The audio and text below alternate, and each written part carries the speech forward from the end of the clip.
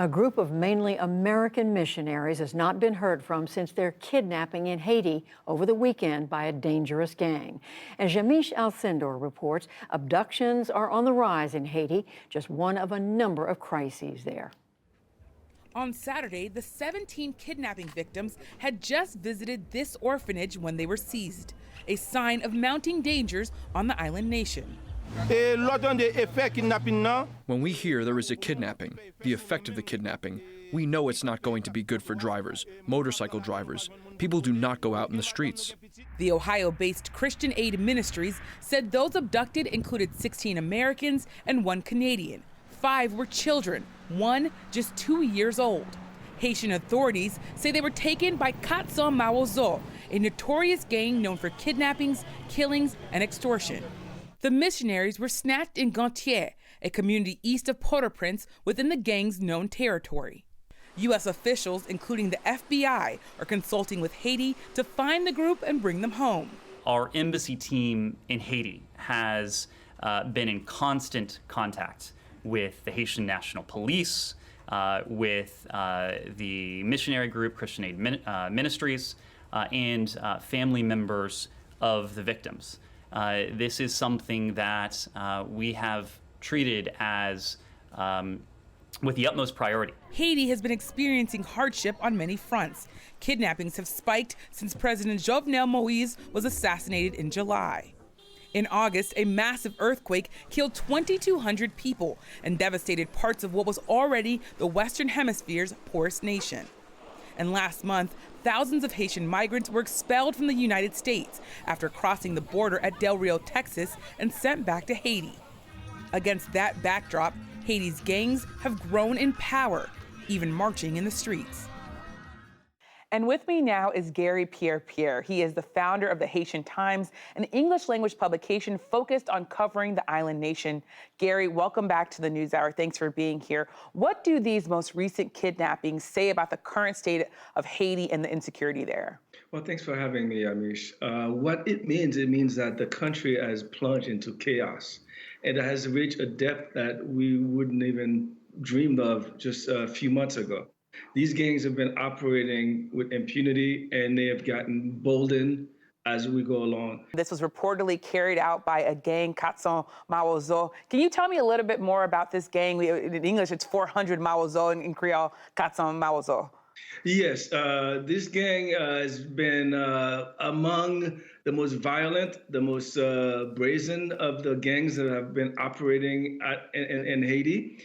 They're based in the northeast corridor of the capital, Port-au-Prince.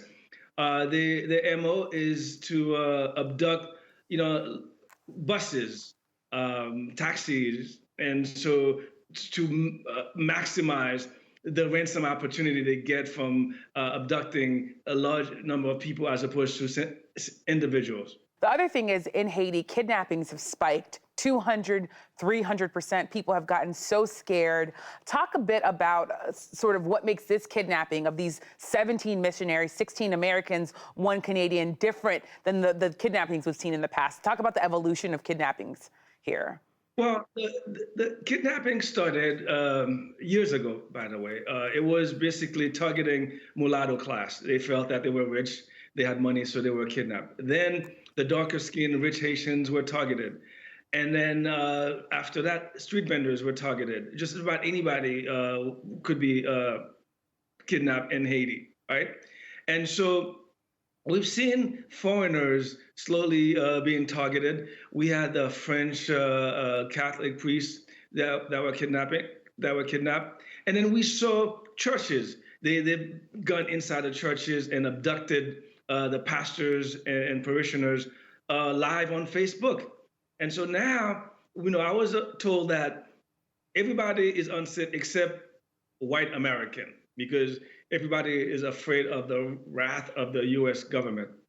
But with this kidnapping on Saturday, it shows to us clearly that this is not a concern anymore. And in fact, they are telling the Americans, okay, come get us if you can. And so they've taken this to another level that, this is the last stop.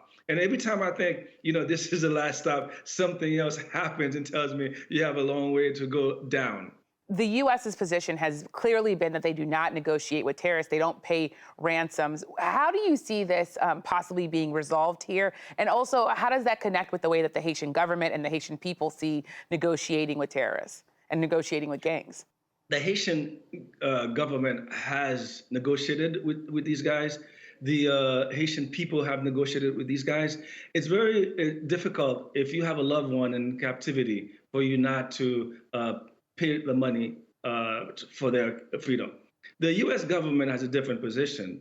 It's very clear they say they don't negotiate with terrorists. But these guys are terrorists, by the way, because that's what they're doing. We call them gangs, but they are terrorists terrorizing the country. So it'll be interesting to see how the U.S. handles this. And I know that there are FBI agents on the ground, and perhaps these 400 Maoizos have never dealt with FBI interrogation or a negotiator. And so it'll be interesting to see how this is resolved. They are going to demand money. This is all about money. This is not about ideology. This is not anything to do with political. This is, we want money, we want power, we want control, and we're going to attack Americans if that means getting more money. A tough situation in Haiti. Thank you so much, Gary Pierre-Pierre, for joining us. My pleasure, Yamiche. Thank you.